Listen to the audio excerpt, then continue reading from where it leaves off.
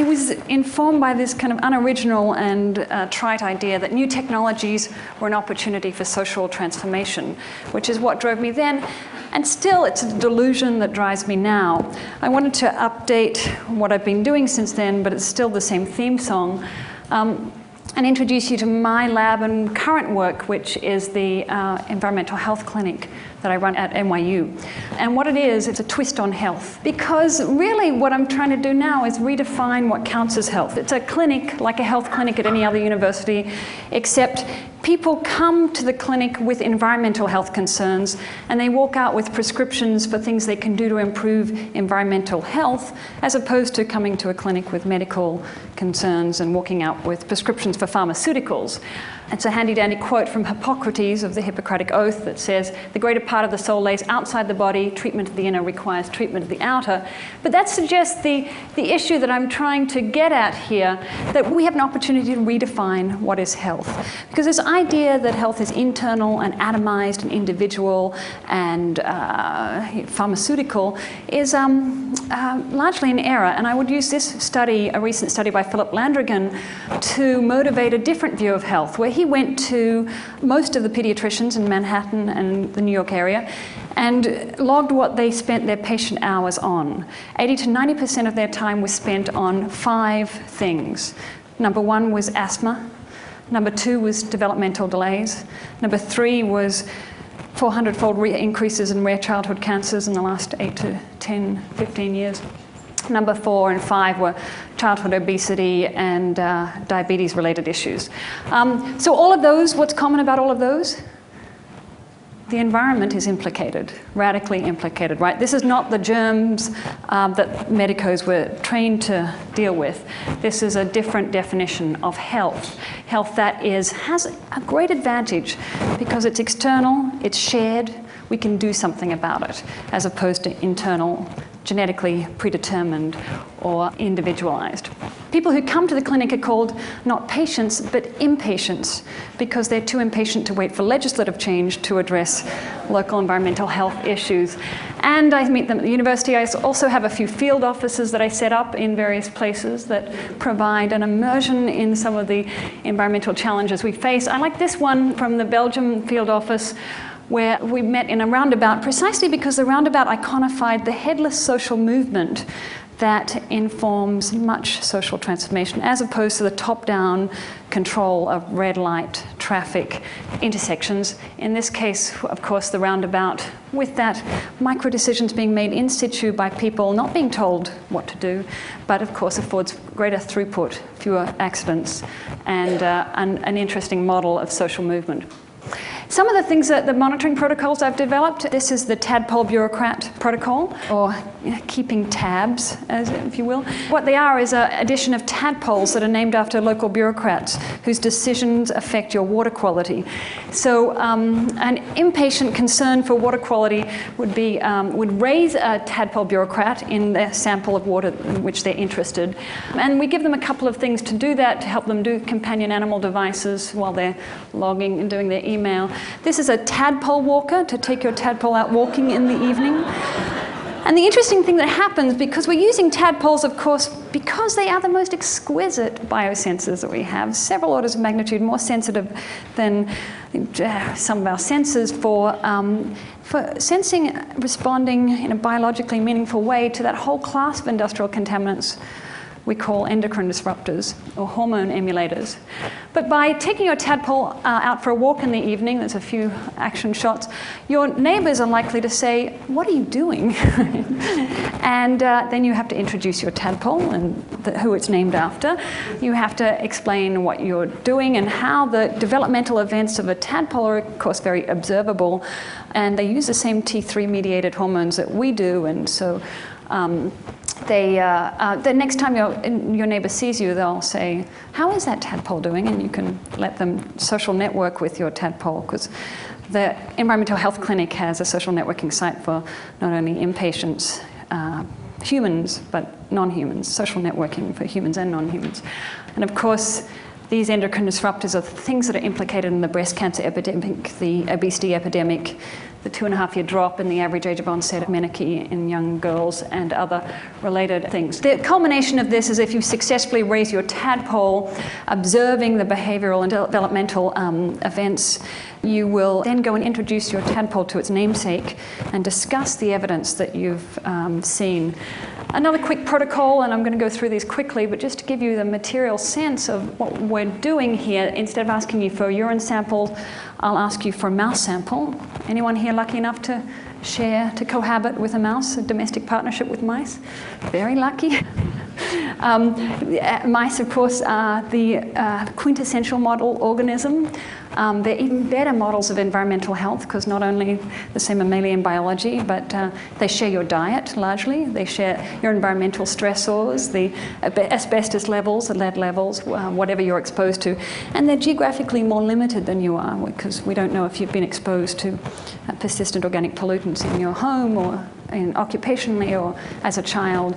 Mice, very good representation. So it starts by building a better mousetrap, of course. This is one of them. You know, coping with environmental stressors is tricky. Does anybody here on antidepressants? No. There's a lot of people in Manhattan are, and we were testing if the mice would also self-administer SSRIs. So this was Prozac, this was Zoloft, this was a black jelly bean, and this was muscle relaxant, all of which were the medications that the inpatient was taking. So do you think the mice self-administered antidepressants? What's the... Sure, yes. How did you know that? They did. This was vodka in solution, gin in solution. This guy also liked it. Plain water and the muscle relaxant. Where's our expert? Vodka, gin. Yes, yes, you know your mice well. They did. Yes, so they drank as much vodka as they did plain water, which was interesting. Then, of course, it goes into the entrapment device. There's an old cell phone in there, good use for old cell phones, which dials the clinic. We go and pick up the mouse. We take the blood sample and do the blood work and hair work on the mice. And I want to sort of point out the big advantage of framing health in this external way. But we do a few prescription products through this. It's very different from the medical model. Anything you do to improve your water quality or air quality, or to understand it or to change it, the benefits are enjoyed by anyone you share that water quality or air quality with. And that aggregating effect is that collective action effect is actually something we can use to our advantage. So I want to show you one prescription product in the clinic called the No-Park. This is a prescription to improve water quality. Many inpatients are very concerned for water quality and air quality. What we do is we take a fire hydrant, a no parking space associated with a fire hydrant, and we prescribe the removal of the asphalt to create an engineered micro-landscape, to create an infiltration opportunity, because many of you will know that the biggest pollution burden that we have on the New York, New Jersey harbor right now is no longer the point sources, no longer the big polluters, no longer the GEs, but that massive network of roads, that impervious surfaces that collect all that cadmium neurotoxicant from your brake liners or the oily hydrocarbon waste, and every single storm event and medieval infrastructure washes it straight into the estuary system. That doesn't do a lot of good. These are little opportunities to intercept those pollutants before they enter the harbor. And they're produced by inpatients on various city blocks in some pretty interesting ways. I just want to say that it's sort of a rule of thumb, though. There's about 2 or 3 fire hydrants on every city block. By creating engineered micro-landscapes to infiltrate in them, we don't prevent them from being used as emergency vehicle parking spaces because, of course, a fire truck can come and park there. They flatten a few plants, no big deal, they'll regenerate, right? If we did this in every fire hydrant, we could redefine the emergency, right? That 99% of the time when a fire truck is not parking there, it's infiltrating pollutants. It's also increasing, fixing CO2, sequestering some of the airborne pollutants. And aggregated, these small interceptions could actually infiltrate all the roadborne pollution that now runs into the estuary system, up to a 7-inch rain event, up to a 100-year storm, right? So these are small actions that can amount to significant effect. to improve local environmental health. This is one of the more ambitious ones. What the climate crisis has revealed to us is a secondary, more insidious and more pervasive crisis, which is the crisis of agency, right? Which is what to do. Somehow buying a local lettuce, changing the light bulb, driving at the speed limit, changing your tires regularly, doesn't seem sufficient in the face of climate crisis. And this is an interesting icon that happened, you remember these, fallout shelters, right? What is the fallout shelter for the climate crisis, right? This was civic mobilization. Churches, school groups, hospitals, private residents, everyone built one of these in a matter of months. And they still remain as icons of civic response in the face of shared, collective, uncertain threat. Fallout shelter for the climate crisis, I would say, looks something like this, or this, which is an intensive urban agriculture facility that's due to go on my lab building at NYU. What it does is a very simple idea of taking 80 to 90% of the CO2 produced in Manhattan is building related. We take, just like in a commercial greenhouse, we take the CO2 from the building, CO2 enriched air, we force it through the urban agriculture facility, and then we resupply oxygen-enriched air. You can't actually build much on a roof, right? They're not designed for that. So it's on legs, so it focuses all the load on the masonry walls and the columns. It's built as barn raising using open source hardware. This is the quarter-scale prototype that was functioning in Spain. This is what it will look like, fingers crossed, NYU willing. And what I want to show you is actually, this is one of the components of it that we've just recently been testing, which is a solar chimney. We've got 17 of them up around New York at the moment that passively draws air up. You understand a solar chimney, you know, hot air rises, put a bit of black plastic on the side of a building, it'll heat up and you'll get passive airflow. What we do is actually put a standard HVAC filter on the top of that. That actually removes about 95% of the carbon black, that stuff that with ozone is responsible for about half of global warming's effects, right? Because it changes, it settles on the snow, it changes the reflectance, it changes the transmission qualities of the atmosphere. Carbon black is that, you know, that grime that otherwise lodges in your pretty pink lungs and is associated with. It's not good stuff, and it's from inefficient combustion, not from combustion itself.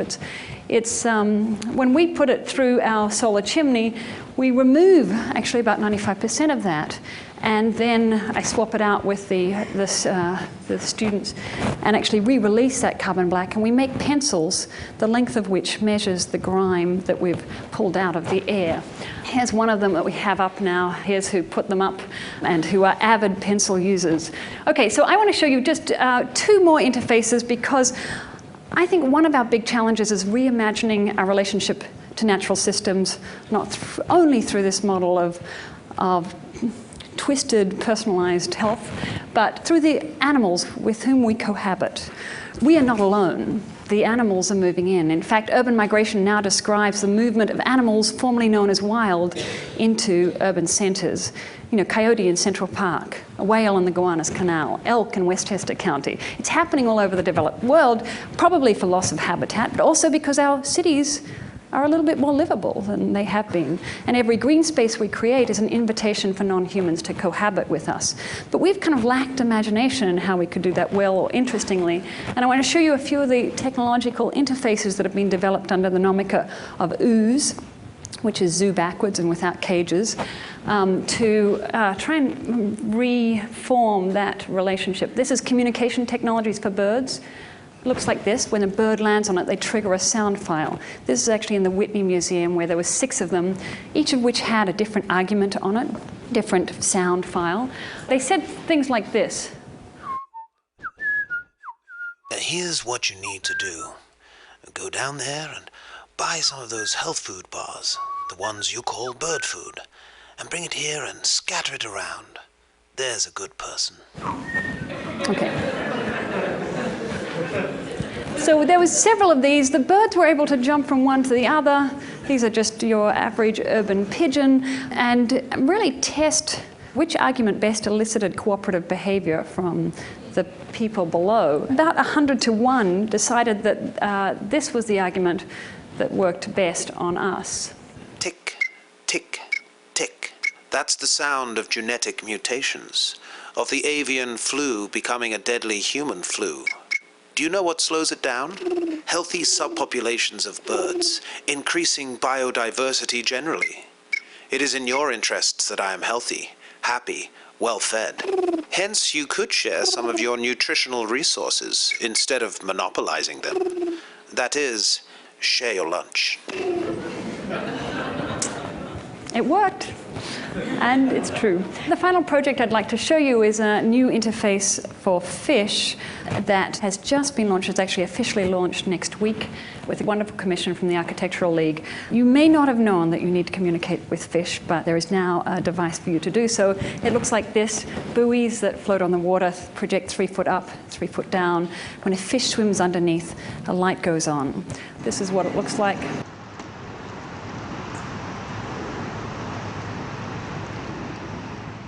So there's another function on here. This top light is, I'm sorry if I'm making you seasick. This top light is actually a water quality display that shifts from red when the dissolved oxygen is low to a blue-green when its dissolved oxygen is high. And then you can also text the fish, right? So there's business cards down there that'll give you contact details, and they text back. When the buoys get your text, they wink at you twice to say we've got your message. But perhaps the most popular has been that we've got another array of these buoys in the Bronx River, where the first beaver, crazy as he is, to have moved in and built a lodge in New York in 250 years, hangs out. So updates from the beavers, you can subscribe to updates from him, you can talk to him. And what I like to think of is this is a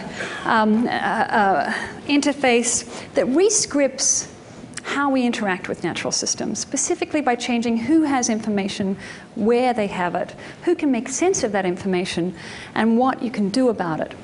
In this case, instead of throwing chewing gum or Doritos or whatever you have in your pocket at the fish, there's a body of water in Iceland that I've been dealing with that's in the middle of the city, and the largest pollution burden on it is not the roadborne pollution, it's actually white bread from people feeding the fish and the birds, right? Instead of doing that, actually, we've developed some fish sticks that you can feed the fish. They're delicious. They're cross-species delicious, that is. Delicious for humans and non-humans. But they also have a chelating agent in them. They're nutritionally appropriate, right? Not like Doritos. And so every time that desire to interact with the animals, which is at least as ubiquitous as the sign, "Do not feed the animals." And there's about 3 of them on every New York City park. And Yellowstone National Park, there's more "Do not feed the animals" signs than there are animals that you might wish to feed.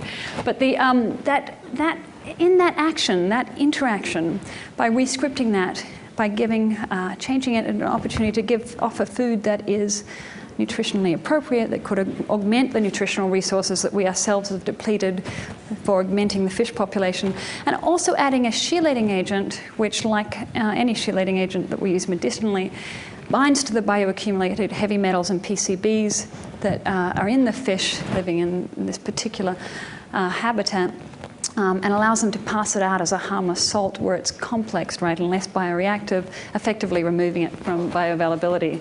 But I wanted to say that interaction, rescripting that interaction into collective action, collective remediative action, right, very different from the approach that's being used on the other side in the Hudson River, where we're dredging the PCBs after 30 years of legislative and legal struggle. GE's paying for the dredging of the largest Superfund site in the world. We're dredging it, and it'll probably get shipped off to Pennsylvania or the nearest third world country, where it will continue to be toxic sludge, right? Displacement is not the way to deal with environmental issues, right? And that's typically the paradigm under which we've operated, by actually taking the opportunity that new technologies, new interactive technologies present to rescript our interactions, to script them not just as isolated, individuated interactions, but as collective, aggregating actions that can amount to something. We can really begin to address some of our important environmental challenges. Thank you.